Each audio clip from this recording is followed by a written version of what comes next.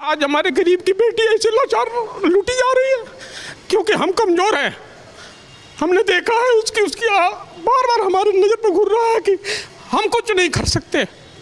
ये मेरे सीने में दर्द है। बहन का 65% शरीर जला हुआ था। मैंने सामने जाके मैं देखा हूँ 24 तारीख को, और तुरंत मैं सरकार को लेटर लिख के दिया, सीएमओ को लिख के दिया, वहाँ के एसडीओ को लिख के दिया और चेतावनी भी दी 3 दिन में यदि नहीं होगा तो मैं अनशन करूंगा वहाँ राजभवन के सामने। जिस प्रकार से एक दंगाई के लिए हेलीकॉप्टर का व्यवस्था किया जाता है, उसी प्रकार से अंकिता के लिए हेलीकॉप्टर का व्यवस्था किया जाता अगर संविधान से चलता। तो ये कहा जाता है नेताओं के द्वारा कि संविधान से चलता है, संविधान से चलता है, घंटा संविधान से चलता है। शाहरुख और इसका संलिप्त एक छोटू नाम का व्यक्ति है जो कि पिछले बार 2 या 3 महीना पहले यहाँ के लोग ने मुझे बताया है कि इसी तरह के मामले में वो संलिप्त था, वो जेल भी गया था, लेकिन उसका इतना मन बढ़ा हुआ है कि दोनों एकजुट होकर के पेट्रोल दे करके और माची से मार दिए और वो आज नहीं है। तो उसको फास्ट ट्रैक कोर्ट के तहत 1 महीना के अंदर उसको फांसी की सजा होनी चाहिए। सारे अपराधियों को पता है कि नेता की बेटी को छेड़ेंगे तो नेतवा छोड़ेगा नहीं, वो गोली मरवा देगा बीच चौराहे पे, वो सजा दिलवा देगा, और गरीब की बेटी को छेड़ेंगे तो हमें कुछ होगा नहीं। मीडिया के रिप्रेजेंटेटिव को मैं सच कहते हुए सुना कि यदि आपकी तरह सच करने वाला पार्लियामेंट में हो जाए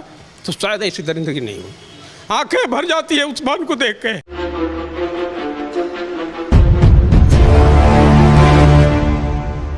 अभी मैं झारखंड के दुमका जिला के वीर कुंवर सिंह चौक पे हूँ और यहाँ पे एक मंदिर है। इस मंदिर में एक व्यक्ति जो है अनशन पे बैठे हुए हैं, इसलिए कि जल्द से जल्द जो अंकिता इसी जिला की बेटी थी, झारखंड की बेटी थी, जिसको एक सरफिरा आशिक शाहरुख नाम का लड़का था जिसने उसके ऊपर जो है पेट्रोल छींट के आग लगा दिया, तो उस सरफिरा आशिक को जल्द से जल्द फांसी की सज़ा हो, इसके लिए वो व्यक्ति जो है इस मंदिर में अनशन पे बैठे हैं। धरना पे नहीं, आंदोलन नहीं कर रहे हैं, सीधे अनशन पे बैठे हैं और मंदिर में अनशन पे बैठे हैं। तो हम लोग जानने का प्रयास करेंगे और ये सभी जो है दुमका के हमारे भाई हैं। अगर ये सभी भी एक साथ अगर प्रयास करेंगे तो शायद जो है अंकिता को जल्द से जल्द इंसाफ मिल जाएगा, उसके परिवार वालों को इंसाफ मिल जाएगा। अभी हम लोग माँ दुर्गा के मंदिर में हैं और यहाँ पे कुछ लोग हैं, कुछ युवा भाई हैं। आप ही बैठे हैं, क्या नाम हुआ आपका? मेरा नाम अमन कुमार हुआ, मैं हजारीबाग का रहने वाला हूँ। हजारीबाग के रहने वाले हैं। यहाँ से कितना दूर है हजारीबाग? करीब 300 किलोमीटर। 300 किलोमीटर। तो वहाँ से आप आके यहाँ पे धरना पे क्यों बैठे हैं? रुपेश हत्याकांड जो बड़ी फाइल्स हम लोगों ने हाल में देखा, उसमें मुझे रोक दिया गया, वहाँ मैं नहीं बैठ पाया और वहाँ से मैं सीख लिया। जब अपना बगल में मैं नहीं करा पाया तो यहाँ बहुत मुश्किल से मैं यहाँ पहुँचा हूँ। लेटर जितना होता है लेटर वगैरह सब कुछ दे करके, लेकिन प्रयास सरकार का रहा और यहाँ के प्रशासन का किसी तरह से इसको नज़रबंद कर दिया जाए। और कोशिश भी किया गया मुझे कि आप थोड़ा साइड पे जाइए ना, वहाँ जाके बात कीजिए ना, ताकि इसको बंद करके अंदर कर दें। बड़का गाँव में एक प्रकरण घटी थी, आप लोग को पता होना चाहिए कि वहाँ पे 2 बहनों को इस्लाम कबूल करने के लिए मतलब परेशान किया गया, उठक बैठक कराया गया। ये न्यूज़ सब जगह चला था। तो उसमें भी मुझे अनशन में बैठना पड़ा और 36 घंटे में सरकार मतलब कि जो प्रशासन है। अभी अगर आपको जेल में डाल दिया जाए तो क्या होगा? जेल में क्यों डाल दिया जाएगा? आपका 144 का उल्लंघन नहीं कर रहे हैं। आपको 26 तारीख को हम लेटर लिख के दिए हैं। 24 तारीख को बहन से मिलने हम रिम्स से गए थे, लगातार वहाँ संपर्क हम साधे हुए थे, क्राउड फंडिंग हम लोग स्टार्ट करवा दिए थे जो सहयोग हो पाया। और उसके बाद से 26 तारीख से हम सरकार से गुहार लगाना स्टार्ट कर दिए कि आप इन बहन का इलाज के लिए आप व्यवस्था कीजिए, और नहीं कीजिएगा। बहन का इलाज का व्यवस्था सही हो गया होता तो शायद बच जाती। मैं आपको ये बताना चाहता हूँ कि बहन का 65% शरीर जला हुआ था। मैंने सामने जाके मैं देखा हूँ 24 तारीख को, और तुरंत मैं सरकार को लेटर लिख के दिया, सीएमओ को लिख के दिया, वहाँ के एसडीओ को लिख के दिया और चेतावनी भी दी 3 दिन में यदि नहीं होगा तो मैं अनशन करूँगा वहाँ राजभवन के सामने। लेकिन मैं आपको बता देना चाहता हूँ, जब जिसका 65% शरीर जल गया है, ये बात कोई नहीं कर रहा है। आप उसको जनरल वार्ड में क्यों उसको भर्ती किए हुए हैं? आप उसको आईसीयू में क्यों नहीं भर्ती किए? अरे अभी आप बगल में एक जो किसी को आप विशेष समुदाय के लोग को जो दंगा में शामिल है, उसको आप एयर फ्लाइट से आप उसको एयर एम्बुलेंस से आप उसको 10 से 15 लाख का खर्चा करके भेज रहे हैं। ठीक है, आपको उसका ध्यान रखें, कोई बात नहीं, अच्छी बात है। लेकिन हमारी बहन 65% उसका जला हुआ है, आप उसको कम से कम आईसीयू तो वहाँ दिए होते। आप उसको आईसीयू नहीं दिए। एक दंगाई को एयर एम्बुलेंस के सहारे जो है रांची से जो है दिल्ली भेजा जाता है उसके इलाज के लिए, जबकि पुलिस जो है उसके ऊपर दंगा का चार्ज लगाई होती है। और एक बेटी अंकिता जिसको एक शाहरुख नाम का व्यक्ति जो है उसके ऊपर जो है पेट्रोल छीट के आग लगा देता है, 65% जल जाती है, लेकिन उसका इलाज नहीं होता है। एयर एम्बुलेंस तो दूर की बात है, उसको आईसीयू में एडमिट तक नहीं किया जाता है। जरा सोचिए, ये दुर्भाग्य है झारखंड का। आज किसी और की बेटी अंकिता है, कल आपकी भी बेटी हो सकती है। और अगर आज हम लोग आवाज़ नहीं उठाए, यहाँ का सिस्टम सही नहीं हुआ, यहाँ का अस्पताल सही नहीं हुआ, तो एक ना एक दिन उस अस्पताल में आप भी मरेंगे और आपके लिए भी आवाज़ उठाने वाला कोई नहीं होगा। उम्मीद है आपको कि अंकिता को इंसाफ मिल जाएगा? मैं यहाँ पे आज अनशन में बैठा हूँ तो इसमें मेरा स्वार्थ है, अपने स्वार्थवश में यहाँ बैठा हूँ। क्योंकि कोरोना जैसी वैश्विक महामारी जब हमारे देश में आई, पूरे विश्व में आई, तो मोदी जी चिल्लाते रह गए कि मास्क पहनिए, घर तक जाएगा, आपको कोरोना होगा, लेकिन लोग नहीं माना। और एक समय ऐसा आया कि घर तक नॉक करके सबको कोरोना हुआ। ये जो जिहाद का परिक्रम पूरे देश में चल रहा है, ये एक दिन मेरे घर में भी आएगा और मेरे घर में भी मेरी बेटी के साथ होगा और कल उसके घर में होगा, सबके घर में होगा। तो मैं इसलिए यहाँ पे बैठा हूँ। यदि झारखंड सरकार, जो मेरा 4 मांग है, अपने 4 मांग को जो मैं लेके बैठा हूँ, पहले मांग को मैं रख देता हूँ। मेरा पहला मांग ये है झारखंड सरकार से, अभी आपने 10 लाख रुपया का मुआवजा दे दिया है, आपके पास 4 करोड़ 90 लाख रुपया का मुआवजा ड्यूज़ है और ये आपका आर्थिक दंड है, आप मुआवजा नहीं दे रहे हैं क्योंकि आपके चलते इस पीड़िता का आपने व्यवस्था नहीं किया। आज पीड़िता, आज बहन हमारे बीच में नहीं है। मैं उनसे मिलने गया था, बहन मुझे नहीं जानती है, लेकिन मुझे देखते मेरा हाथ पकड़ ली, बोली भैया मैं मर तो नहीं जाऊंगी।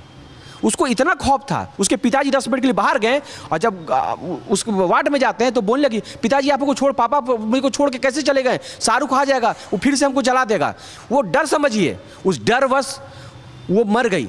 और इसीलिए दूसरा मांग मेरा यह है कि आज उसका परिवार भी डरा हुआ है। जब तक परिवार इस दुमका में ये सहज महसूस नहीं करे कि हम सुरक्षित हैं, तब तक आजीवन उसको अंग रक्षक देने का काम करे सरकार। ये दूसरा मांग है मेरा।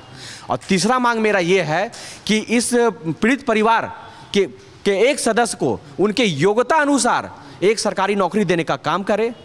उसके बाद इस पीड़ित परिवार को मेरा चौथा मांग ये है कि जो पीड़िता आज हमारे बीच में नहीं है, जिस दरिंदगी हरकत के वजह से, जिहादी मानसिकता के वश उसको मार दिया गया, आज वो हमारे बीच में नहीं है, उस व्यक्ति को, शाहरुख और उसके साथ संलिप्त एक छोटू नाम का व्यक्ति है, जो कि पिछले बार 2 या 3 महीना पहले यहाँ के लोगों ने मुझे बताया है कि इसी तरह के मामले में वो संलिप्त था, वो जेल भी गया था, लेकिन उसका इतना मन बढ़ा हुआ है कि दोनों एकजुट होकर के पेट्रोल दे करके और माची से मार दिए और वो आज नहीं है। तो उसको फास्ट ट्रैक कोर्ट के तहत 1 महीना के अंदर उसको फांसी की सजा होनी चाहिए। मुझे पता है कि ये देश संविधान से चलता है, लेकिन मुझे ये भी है, संविधान से ये देश नहीं चलता है, शायद आपको नहीं पता है। अगर संविधान से चलता ये देश तो अमीरों को जिस प्रकार से सुविधा दिया जाता है उसी प्रकार से गरीबों को सुविधा दिया जाता।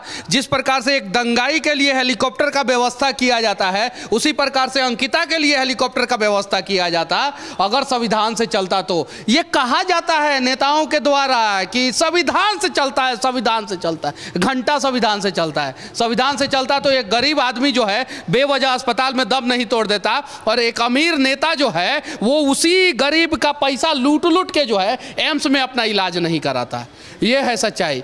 तो इस देश को संविधान से चलाने का प्रयास किया जाए और समानता का अधिकार अगर सबको है तो अंकिता का भी इलाज जो है वो बढ़िया अस्पताल में होना चाहिए था। समानता का अधिकार अगर सबको है तो नेताओं की बेटी के साथ बलात्कार नहीं होता है, पूंजीपतियों की बेटी के साथ बलात्कार नहीं होता। स्वेच्छा से जो होना है होगा, लेकिन बलात्कार नहीं होता है। तो गरीब लोगों की बेटी के साथ और मिडिल क्लास लड़कियों के साथ जो है इस प्रकार का घटना क्यों होता है, उनको उनके ऊपर एसिड अटैक क्यों होता है, उनको आग क्यों लगा दिया जाता है? क्योंकि सारे अपराधियों को पता है कि नेता की बेटी को छेड़ेंगे तो नेतवा छोड़ेगा नहीं, वो गोली मरवा देगा बीच चौराहे पे, वो सजा दिलवा देगा। और गरीब की बेटी को छेड़ेंगे तो वो हमें कुछ होगा नहीं, तारीख पे तारीख, तारीख पे तारीख, और उसके बाद से जो है आज नहीं तो कल जो है सबूतों के अभाव में जो है बरी हो जाएंगे। यही है सच्चाई। क्या नाम हुआ आपका? सोमनाथ कुमार तिवारी। अच्छा, क्या क्या हुआ था इस घटना में? इस घटना में पहले तो जला दिया गया, उसके बाद जब थाना में रिपोर्ट लिखवाया गया तो अंकिता बहन का महज एज 16 साल है और उसका एज वहाँ दर्शाया गया 18 साल और लड़का का एज 18 साल प्लस है, उसको 18 से कम दिखाया गया। मतलब जिस अपराधी का एज जो है वो 18 से ज़्यादा था उसे कम दिखा दिया गया, और जिस लड़की का एज 18 से कम था उसे ज़्यादा दिखा दिया गया। जरा सोचिए, ये सिस्टम में बैठे अपराधी जो है अपराधियों का संरक्षण कर रहे हैं कहीं नहीं तो कहीं, और वो भी वो उतना ही बड़ा अपराधी है जो इस प्रकार का काम किया है। पहली बार एक बात बता दूं आपसे कि सच चैनल जो आज सामने आया, हम पहली बार इस अपने लाइफ में किसी भी ऐसे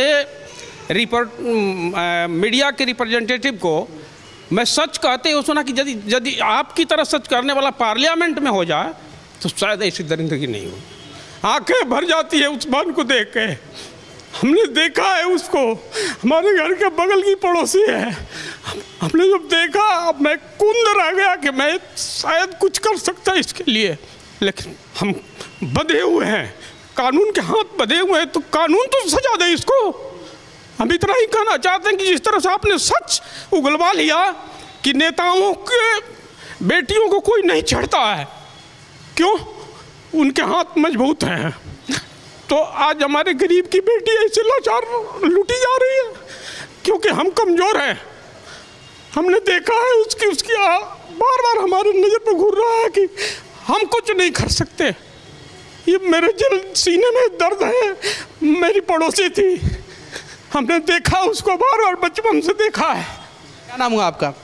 अमरदीप पोदार। अच्छा, क्या जानते हैं अंकिता के बारे में? सर हम तो पड़ोसी हैं उनकी।